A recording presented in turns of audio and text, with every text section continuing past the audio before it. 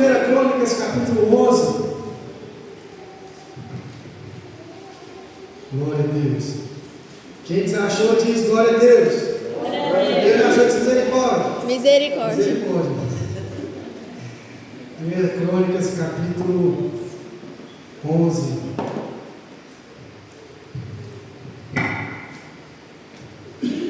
Senão assim foi o verso 4. Versículo 1.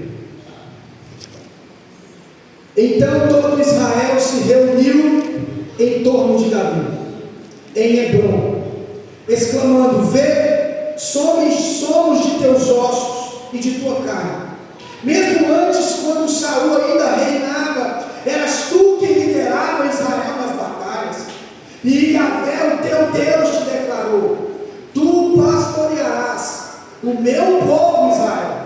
Sim, serás príncipe e governarás sobre todos os israelitas. Então todos os anciãos e demais autoridades de Israel dirigiram-se ao encontro do rei Davi em Hebrom, onde se celebrou um pacto com eles perante o Senhor, e ali ungiu Davi rei de Israel, conforme o Senhor havia predito por meio de Samuel. Versículo 4. Então Davi marchou para Jerusalém, conhecida também como Jebus. Os jebuseus, habitantes da cidade, advertiram Davi: tu não entrarás aqui. Contudo, Davi conquistou a fortaleza de Sião, que tornou a cidade de Davi. Quer que você ore comigo nesse momento? Senhor Deus e Pai, obrigado, Senhor, por esta noite. Obrigado, meu Deus, por estar aqui neste lugar. Obrigado, meu Deus, pela tua presença. Obrigado, meu Deus, pelas canções, pela tua glória que foi derramada aqui. Eu creio que ainda o Senhor tem muito mais a falar conosco nesta noite. Em nome de Jesus Cristo, eu peço ao Senhor, Pai, usa a minha vida para todo aquele que crê, enquanto esta mensagem é pregada, que possa haver cura, transformação, libertação, em nome de Jesus Cristo. Você pode sentar glorificando o nome do Senhor.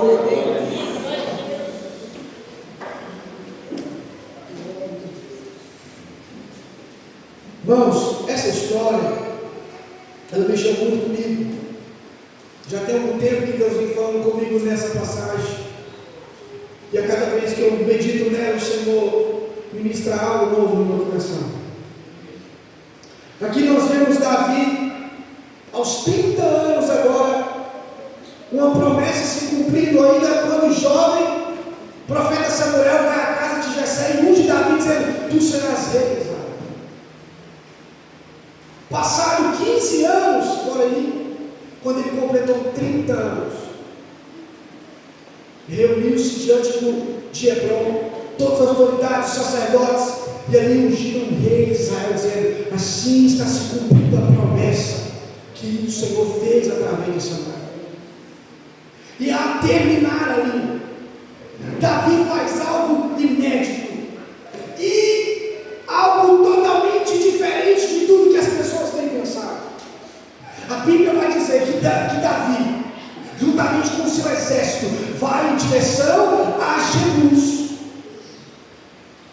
Jerusalém. Ao chegando lá, aquela cidade, o rei dos jebuseus diz para Davi: tu não conseguirás adentrar este lugar. Repita comigo: Jerusalém. Mais forte um pouco: Jerusalém. Faz parte da promessa de Deus. Irmãos, escute isso. Essa promessa não começou em Davi, ela passa por Davi. Essa promessa começou lá em Gênesis 12. Lembra?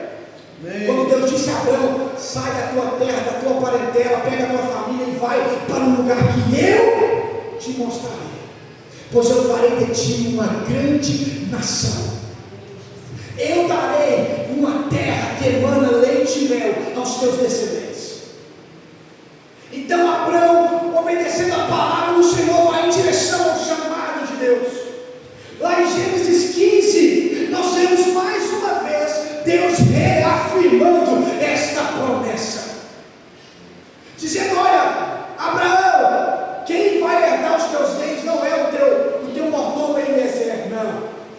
nascer um primogênito, vai nascer um filho teu, e dele vai vir outras descendências, a qual eu darei uma terra maravilhosa. E essa terra que eu darei é um lugar tão poderoso, tão maravilhoso, porém lá habita um povo forte. Lá habitam os cananeus, os enaquins, habitam os jebuseus, os cananeus, os hititas, os heveus. Junto deles estavam quem? Os jebuseus. Desde o início havia uma promessa. Nesse Gênesis capítulo 15, quando Deus aparece a Abraão, Deus aparece a Abraão dizendo: olha, é uma terra, essa terra que você está agora. Abraão estava na terra prometida. Só que Abraão disse: olha, Deus disse a Abraão: olha, vocês vão descer, vocês vão ser peregrinos em terras estrangeiras. Primeiro, meu povo vai ficar cativo 400 anos. Depois desses 400 anos, eu castigarei a nação que castigou Israel, e eu os trarei de volta, para eu ser teu Deus e eles serem meu. Aleluia. Havia muitos empecilhos. A história de Israel é uma história de confiança em um Deus extraordinário. É uma história de dependência. É uma história onde aos olhos nu é impossível ser conquistado. O tempo se passou, o povo desceu para o Egito, ficou preso 400 anos naquele lugar, em servidão, escravidão. Deus ouviu o clamor de um povo. Lá em Êxodo 3 você vai dizer, quando Moisés chega na sarça ardente, diz Moisés: a oração do meu povo subiu a mim, e eu estou te levantando para libertar o meu povo. Moisés vai em direção ao Egito, liberta o povo. Passa-se agora, eles estão no meio do deserto, próximo à terra prometida, antes do Rio Jordão. Moisés, em orientação de Deus, diz: olha, chamai um representante de cada tribo e mandai espiar a terra. Então, lá em Números 13 nós vamos ver, quando Moisés pega aí um representante de cada tribo e manda eles: olha, vocês vão lá e vão ver como é que é a terra, como é os habitantes daquele lugar, você vai reparar, vocês vão trazer um relatório para mim. Passados-se 40 dias, aquele povo tinha ido espiar a terra. Agora eles voltam com um relatório. E os irmãos bem conhecem esse relatório. Todos começaram a falar: a terra é maravilhosa, a terra é linda, a terra, os frutos dela, para carregar um cacho de uva, 2 homens. A terra é extraordinária. Mas de repente, os mesmos que enalteciam a promessa que Deus começou a desprezar, dizendo: mas é difícil. A terra habita um povo grande. Os descendentes de Enaquim estão lá, os descendentes de gigantes, os descendentes daqueles homens grandes estão lá. As cidades são fortificadas. É impossível adentrar aquele lugar. Enquanto aqueles que perderam a fé começaram a falar, de repente Caleb levanta a voz dizendo: eu vou herdar a terra que Deus me prometeu. Eu vou. Vamos subir, vamos guerrear e vamos herdar a terra a qual Deus nos prometeu. Amém. Irmão, sempre vai haver pessoas vitimistas, sempre vai haver pessoas pessimistas, sempre vai haver uns que vão desistir rápido, mas a promessa é para aqueles que perseverar até o final.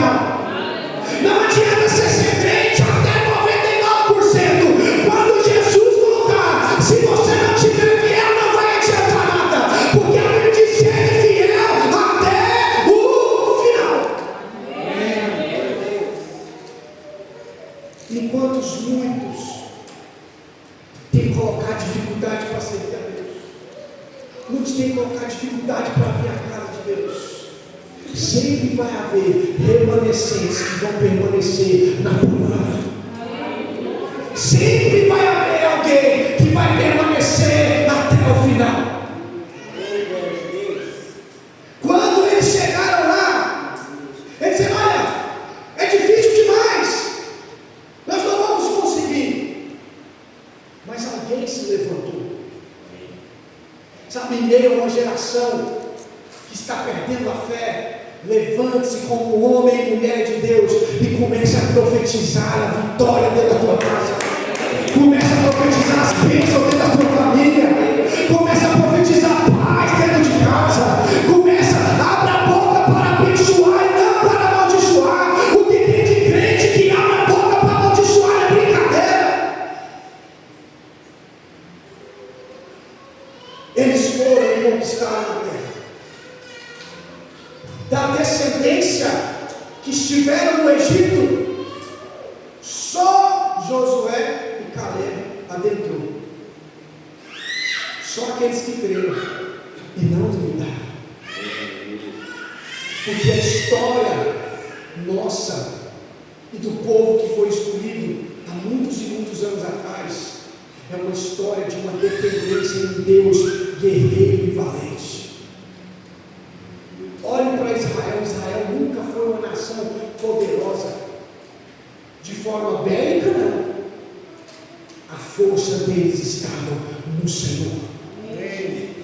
Você pode ver quando Moisés vai orar a Deus em Êxodo 33, dizendo que Deus não mais andaria com ele. Ele diz: Senhor, se tu não for conosco, como que as nações irão nos diferenciar? O que nos diferencia, nós e eles, é a tua presença. Quando o povo de Israel veio ali, eles temiam o Deus que andava com eles, o Deus que marchava no meio deles. Passaram-se o tempo, Josué adentrou o Rio Jordão, adentrou a terra prometida. Só que a terra prometida não é uma cidade, é um território gigantesco. Hoje, geograficamente, aquela época para hoje, a terra prometida equivale ao tamanho geográfico do estado de Sergipe, por exemplo, que comporta em 30 mil quilômetros quadrados, onde cabem 32 cidades. É algo gigantesco. A promessa que Deus daria, que Deus iria com eles, mas eles teriam que conquistar cidade por cidade, povo por povo, nação e nação. Mas Deus era com eles. Josué, coloque para nós aí, por favor, Juízes 15, Josué 15, 63.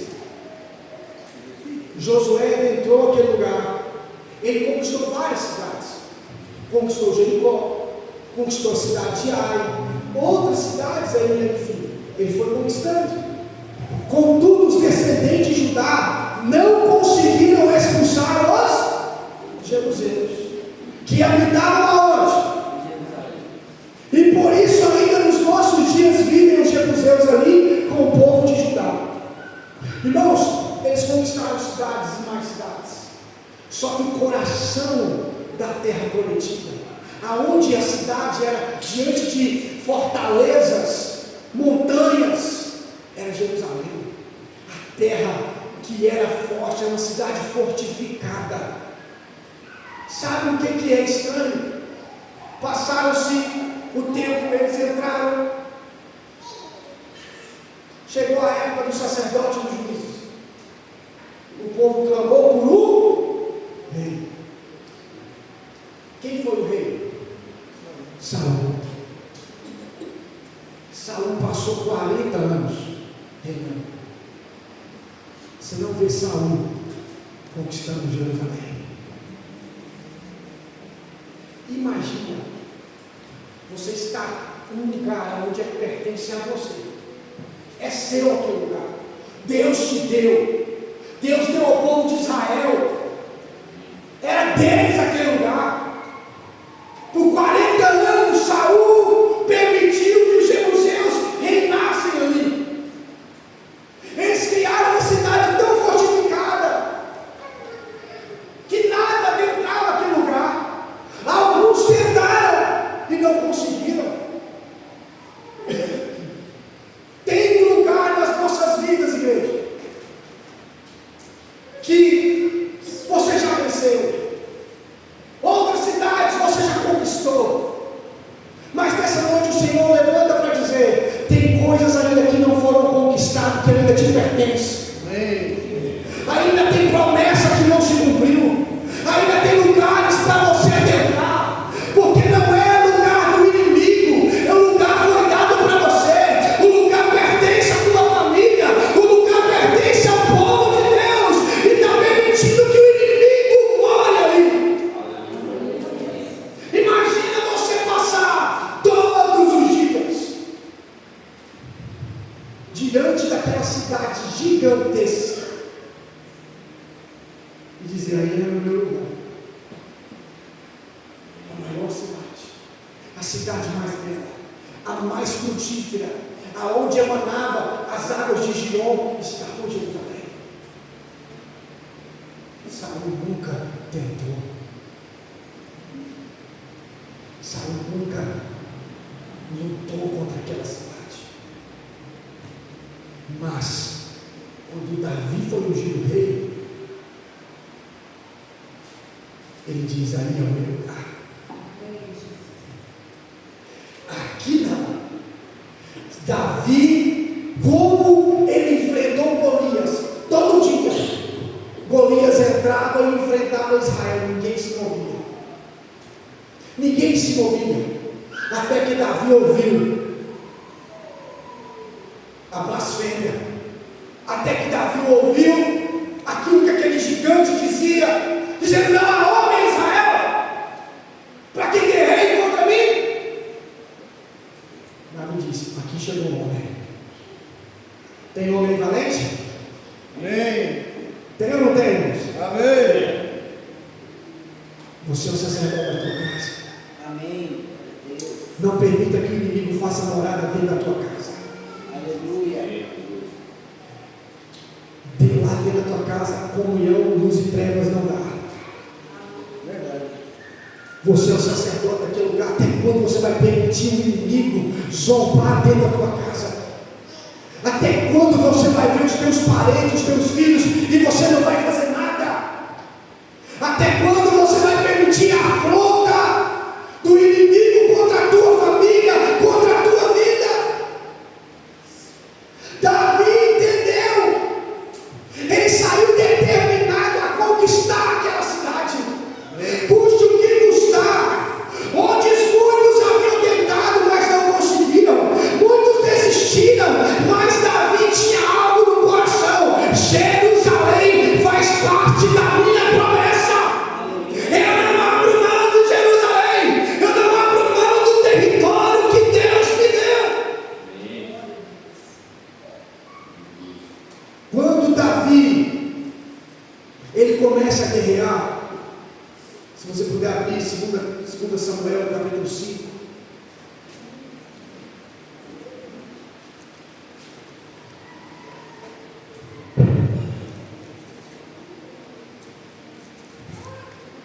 Amém. Davi, a fé de Davi, irmãos, era gigante. Davi, onde ele passava, ele deixava um mar. Quando Davi, eu penso Davi dizendo: lá habita gigantes, eu estou acostumado com gigantes, já deixei ele para trás e agora vai ser o resto. Eu não vou permitir o inimigo dentro da minha casa. Essa terra fortificada vai ser a minha capital. Eu vou reinar. Irmãos, quando nós estamos revestidos de autoridade, revestidos de unção, aquele que começou a boa obra, irmãos, ele não dá a terra pela metade, ele não dá promessa pela metade, ele vai até o final. Quando Davi, no versículo 6, você vai ver Davi e suas tropas partiram para Jerusalém, a fim de expulsar os jebuseus que habitavam naquela terra, as quais advertiram a Davi. Olha para você ver, o rei jebuseu, ao saber que Davi havia a intenção de lutar contra eles, ele diz: olha, não conseguirás adentrar essa cidade, até mesmo os cegos e os aleijados são capazes de te deter. Você não é nada, Davi. Até um cego e um aleijado te derruba. Querendo dizer que Davi jamais conseguiria alcançar aquela cidade.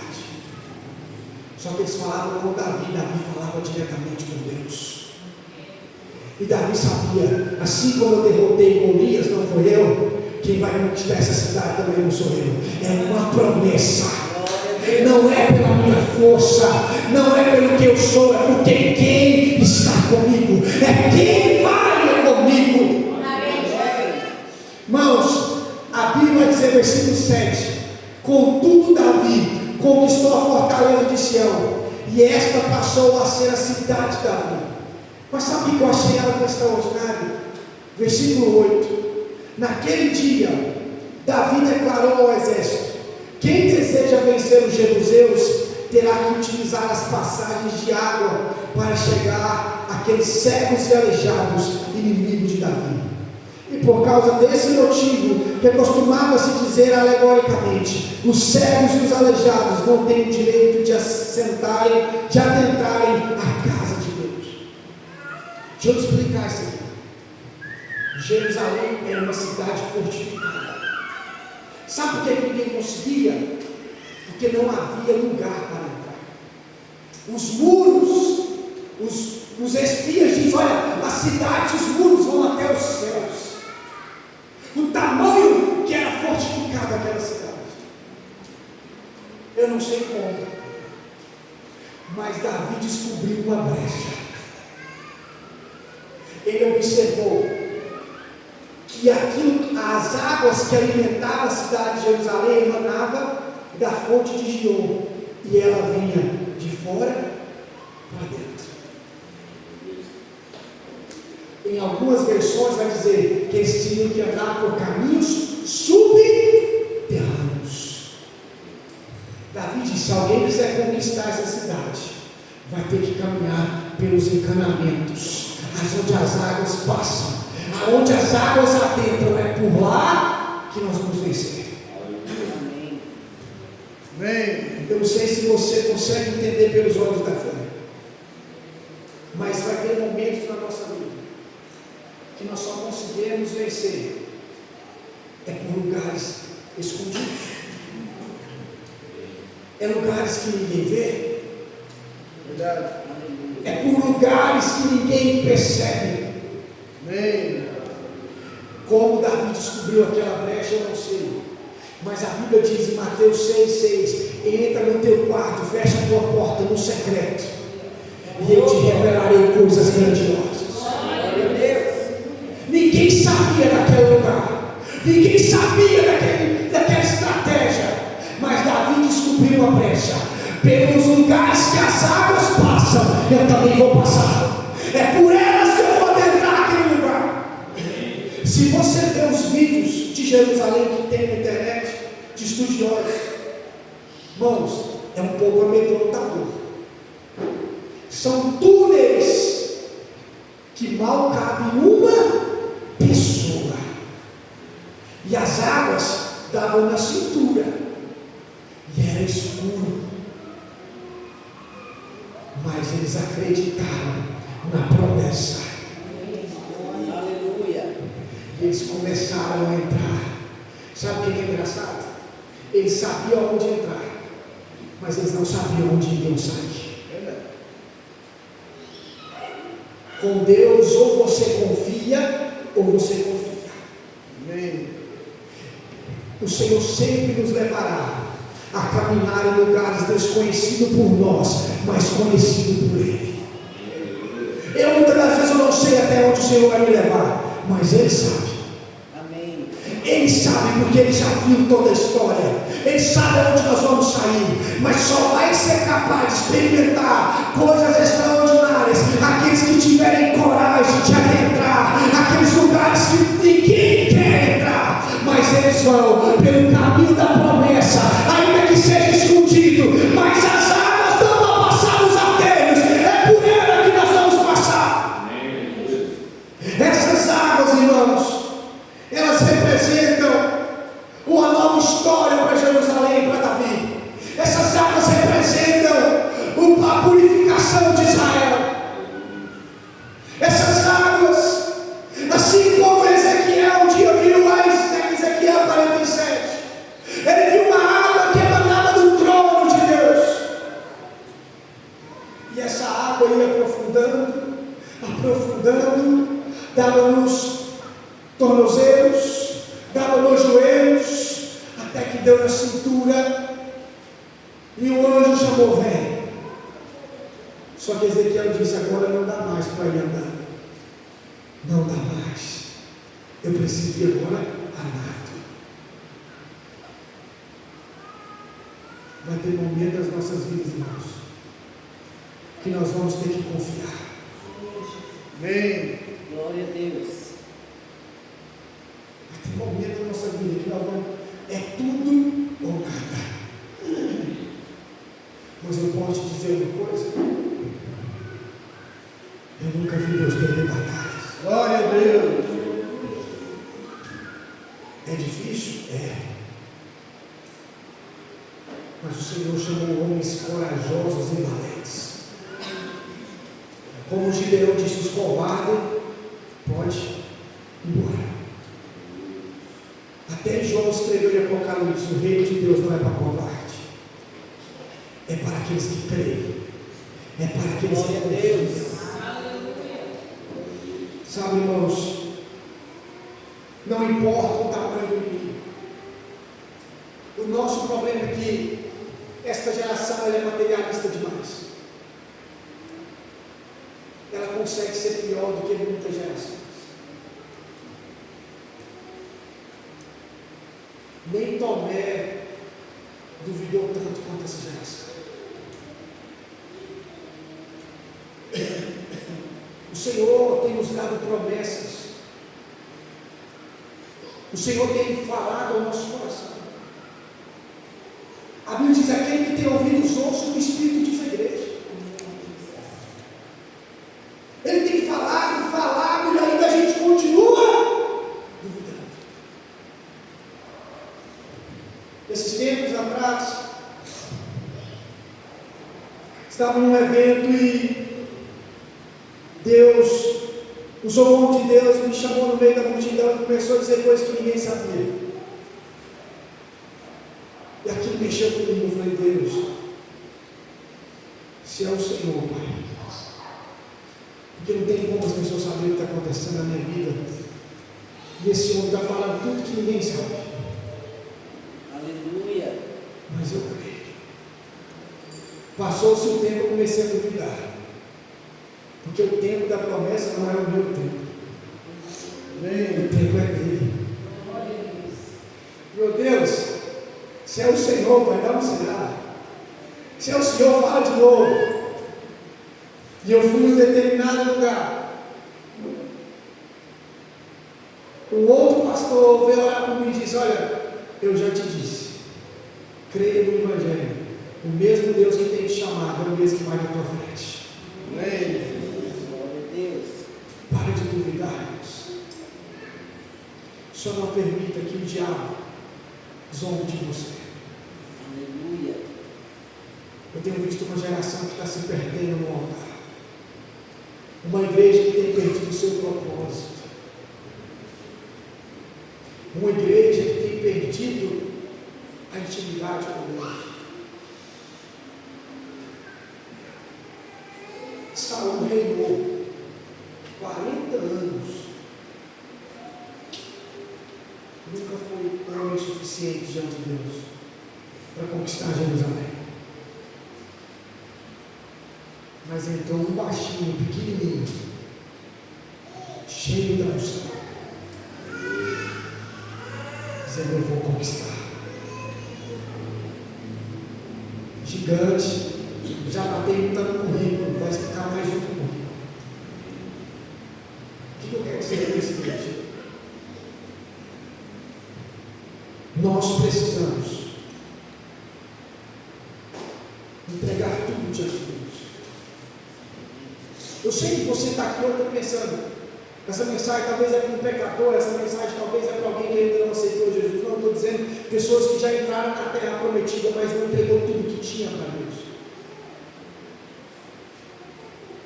Talvez você já está aqui há muitos anos, muitas áreas da sua vida já foi conquistada, mas tem uma ainda que você sabe que você ainda precisa vencer.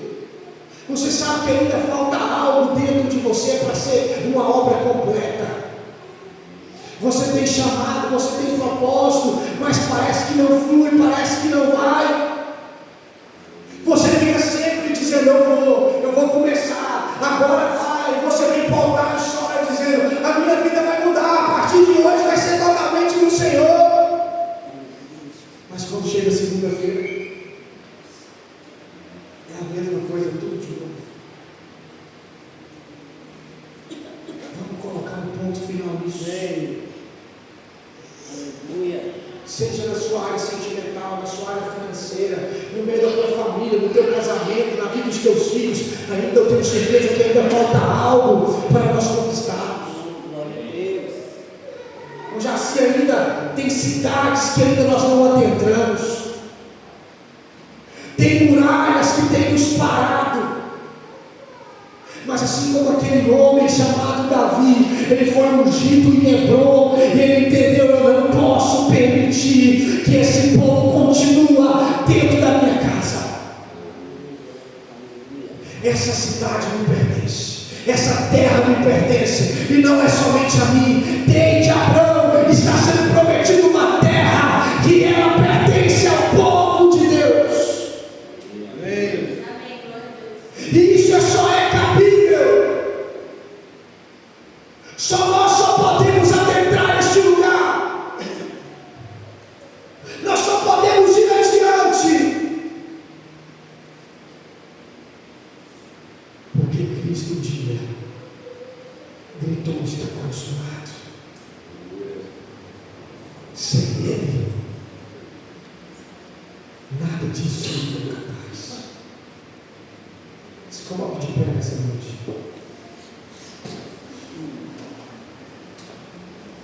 Eu disse aqui esses dias, ontem, conversando com um jovem, dizendo: olha,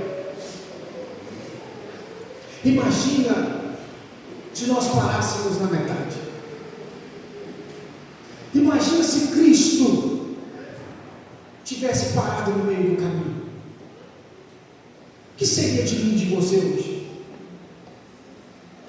Ah, mas eu andei muito, mas não chegou até o final. Paulo compara a nossa caminhada no reino de Deus como uma maratona. Não adianta você correr. Se você não atravessar a faixa, você não conquistou nada. Amém. Imagina se quando a cruz pesou, Jesus disse: não, quer saber?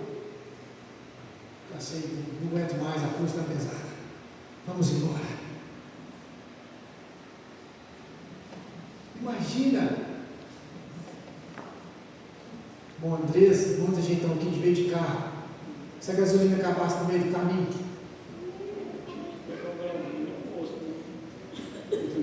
alguns voltariam para trás. Não é a vontade de Deus desse culto, não. Ontem estava um chuvão. Muito jovem chegou. Brinquei ontem, tinha um jovem que o pai veio deixar na porta. Eu falei: se seu pai tivesse deixado você no meio do caminho, como é que você chegaria aqui na igreja? Se chegasse, todo ensopado, cansado, então retroceder no meio do caminho é um prejuízo grande. Amém.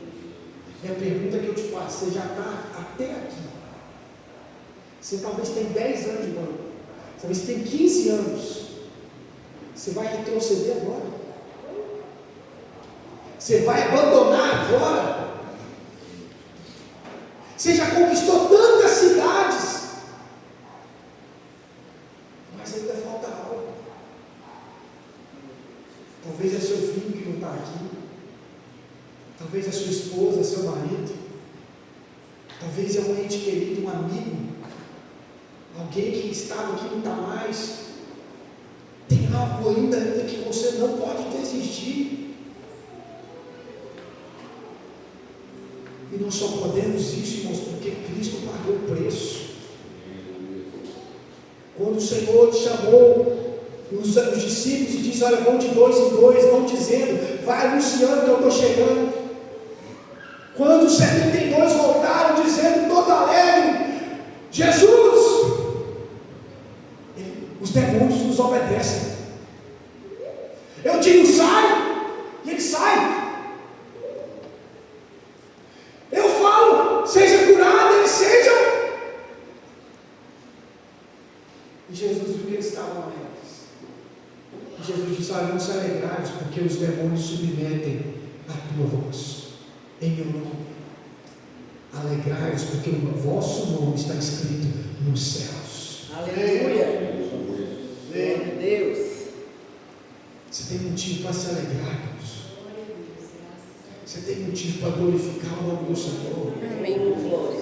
Esse gigante que está na tua vida não é nada. Glória a Deus. Maior é aquele que está conosco. Maior é aquele que pagou um preço no madeiro. Esse fez maldição no nosso lugar. Ele pagou um preço, ele venceu por nós. Já está decretada a vitória em nome de Jesus. Nós somos mais do que vencedores. Aquele que começou a boa obra, ele vai concluir, ele vai terminar. O Senhor está chamando uma igreja, uma geração que não vai retroceder, mas vai crer que maior é aquele que tem nos chamado.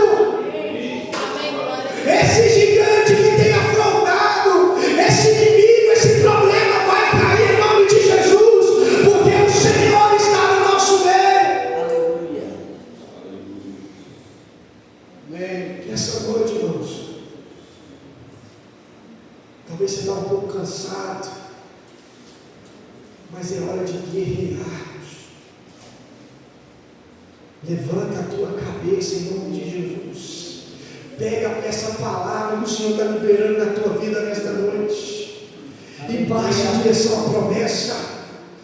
Vai em direção ao propósito ao qual Deus tem te levantado. Você não veio aqui em vão. Existe uma promessa para você. Existe algo ainda que Deus quer completar na tua vida. Mas para isso, irmãos, você vai ter que caminhar por caminhos desconhecidos, mas crendo que o Senhor te guiará, que o Senhor é contigo. Amém. Então nessa noite, meu irmão, permaneça firme. Não abandona, não. Vamos concluir o propósito, o chamado. Em nome do Senhor Jesus Cristo. Pastor